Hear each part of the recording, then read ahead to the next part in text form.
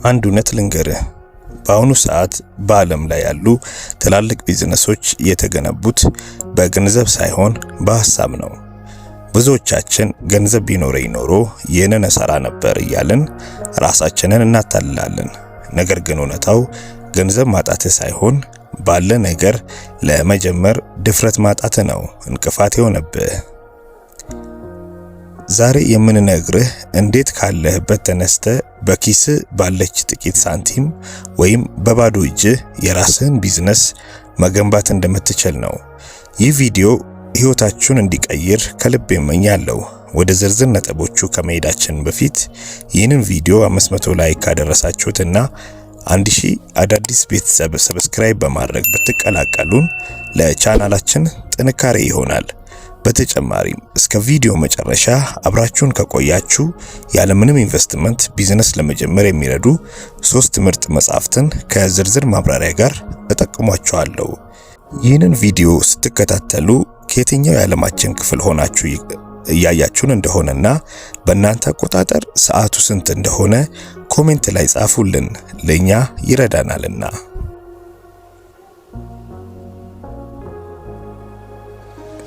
የተሳሳቱ አመለካከቶችን መስበር።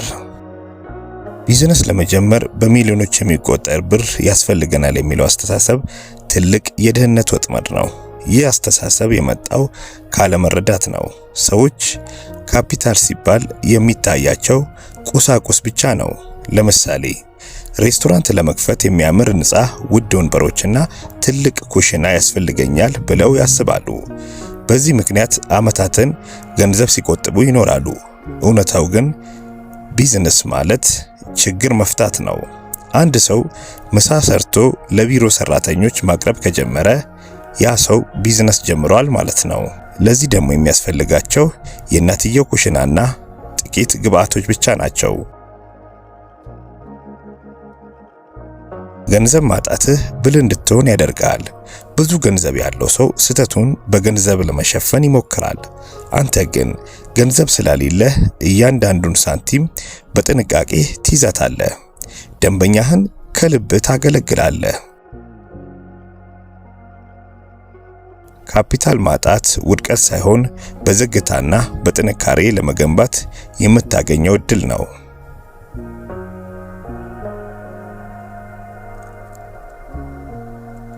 ቢዝነስ የ100 ሜትር ሩጫ ሳይሆን ማራቶን ነው። ስለዚህ ትክክለኛው ስንቅ መያዝ አለብህ። መጀመሪያ የሚቀድመው ዲሲፕሊን ከስሜት ይቅደም። ቢዝነስ ስትጀምር የሚያጨበጭብልህ የለም። ብቻህን ነህ። ዛሬ መስራት ባይሰማህም እንኳን ስራ ባይልህም ነገ ለምትፈልገው ህይወት ስትል መነሳት አለብህ። ሁለተኛ ሪሶርስፉልነስ ወይም ባለ ነገር መጠቀም። ምንም የለኝም ከማለት ምን አለኝ ወደሚለው ተቀየር። ስልክ አለ፣ ኢንተርኔት አለ፣ ዕውቀት አለ። እነዚህ ሁሉ ካፒታሎች ናቸው። ሶስተኛ ከትንሽ መጀመርን አትፈር። በትንሽ ነገር መጀመር ዝቅጠት አይደለም። ዝቅጠት ማለት ትልቅ ህልም ኖሮ ምንም ሳታደርግ እድሜን መጨረስ ነው። ዛሬ በትንሽ ነገር የታመነ ሰው ነገ በትልቁ ነገር ይሾማል እንደሚባለው ተረቱ ማለት ነው። አሁን ወደ ተግባራዊ መንገድ እንግባ።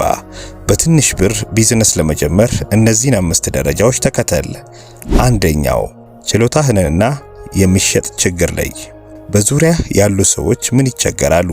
ምን አይነት አገልግሎት ይፈልጋሉ? አንተስ ምን የተለየ ችሎታ አለ?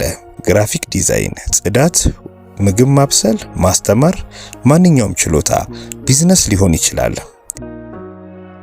ሁለተኛው ሐሳብህን በነጻ ፈትን። ይህ በነጮቹ እንደሚባለው ቴስት ዊዝ ዜሮ ባጀት። ትልቅ ወጪ ውስጥ ከመግባት በፊት ሚኒመም ቪያብል ፕሮዳክት ወይም የመጀመሪያውን ናሙና አዘጋጅ። ለምሳሌ ልብስ መሸጥ ከፈለክ መጀመሪያ የልብሶቹን ፎቶ ለሰዎች ያሳይ። ፍላጎት ካለ ብቻ ግዛው።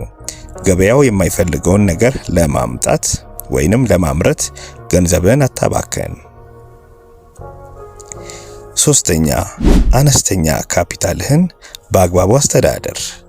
የመጀመሪያውን ትርፍ ስታገኝ ለግል ፍላጎትህ አታውለው። ጫማ አትግዛ፣ ስልክ አትቀይር ማለት ነው። ቢዝነስክ ውስጥ መልሰህ ክተተው። አነስተኛ ካፒታል ማለት እንደ ትንሽ ችግኝ ናት። ውሃ ካላጠጣሃትና ካልተንከባከብካት ቶሎ ትጠውልጋለች። አራተኛው ነፃ ማርኬቲንግን መጠቀም። ዛሬ ማስታወቂያ ለማሰራት ክፍያ አያስፈልግም። ፌስቡክ፣ ቲክቶክ እና ቴሌግራም እንዲሁም ኢንስታግራም ያንተ የሽያጭ ማዕከላት ናቸው። ጥራት ያለው መረጃ ጋራ፣ ሰዎችን አግዝ፣ እምነት ገንባ። ሰዎች የሚያምኑትን ሰው ይገዛሉና። አምስተኛ በዝግታ እደግ ወይንም ሪኢንቨስቲንግ። ቢዝነስ እያደገ ሲሄድ አዳዲስ መሳሪያዎችን ግዛ፣ ሰራተኛ ቅጠር። ይህ የቢዝነስ መገንቢያ መንገድ ነው። ሁለት ታሪኮችን ልንገራችሁ። አንደኛው ወጣት ኮምፒውተሩን ይዞ በአካባቢው ያሉ ትናንሽ ሱቆችን የሂሳብ መመዝገቢያ ሲስተም ሰራላችኋለሁ ብሎ ጠየቀ። መጀመሪያ በነፃ ሰራ። ስራው ሲመቻቸው ሌሎች ደንበኞችን አመጡለት። ዛሬ ትልቅ የሶፍትዌር ድርጅት አለው። ሁለተኛዋ ሴት ቤት ውስጥ የምትሰራቸው ጌጣጌጦች ነበሯት። በሳምንት አንድ ጊዜ ቪዲዮ እየቀረጸች ሶሻል ሚዲያ ላይ ትለቅ ነበር። በ3 ወር ውስጥ ትዕዛዞች በዙላት። የጀመረችው በ500 ብር ዕቃ ገዝታ ነበር። ዛሬ የራሷ ሱቅ አላት። እነዚህ ሰዎች የተለየ ተአምር አልሰሩም።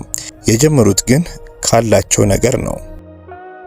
ሀብታም ለመሆን ሲታሰብ ሊወገዱ የሚገቡ ስህተቶች።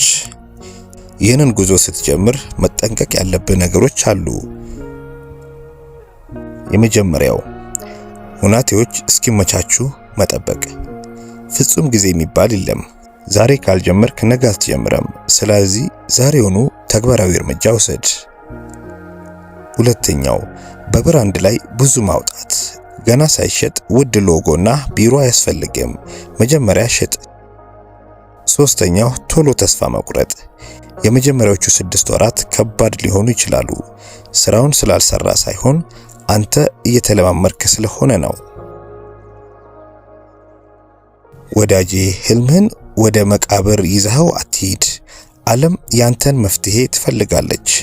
በኪስ ያለውን ገንዘብ ማነስ ላንተ ጥንካሬ እንጂ ድክመት አይደለም። ድፍረት ይኑር፣ ተነስ፣ ስራ። በየቀኑ የምታደርጋት አንዲት እርምጃ ከጥቂት ዓመታት በኋላ ካልጠበቅከው ትልቅ ደረጃ ላይ ታደርሳለች። ዛሬውኑ ጀምር። ቃል እንደገባውላችሁ በትንሽ ወይንም ከዜሮ ኢንቨስትመንት ለመጀመር የሚረዱ 3 መጽሐፍቶችን እነሆ። አንደኛ $100 ስታርታፕ ክሪስ ጊልቦ ይባላል። ይህ መጽሐፍት በትንሽ ብር እንዴት ትርፋማ ቢዝነሶችን መገንባት እንደሚቻል በመቶዎች የሚቆጠሩ እውነተኛ ታሪኮችን ይዞላችኋል። ሐሳብህን ወደ ገንዘብ ለመቀየር ትልቅ መመሪያ ነው። ሁለተኛው መጽሐፍት ዘሊን ስታርታፕ ኤሪክ ራይስ ይባላል። ብዙ ገንዘብ ሳታጠፋ ሐሳብህን በገበያ ላይ እየሞከርክ እንዴት ማሳደግ እንደምትችል ያስተምርሃል። ኪሳራ ለመቀነስ ቁልፍ መፍትሄ ነው። ሶስተኛው የብዙዎችን ህይወት የቀየረው ሪች ዳድ ፑር ዳድ ሮበርት ኪዮሳኪ ይባላል ጸሐፊው።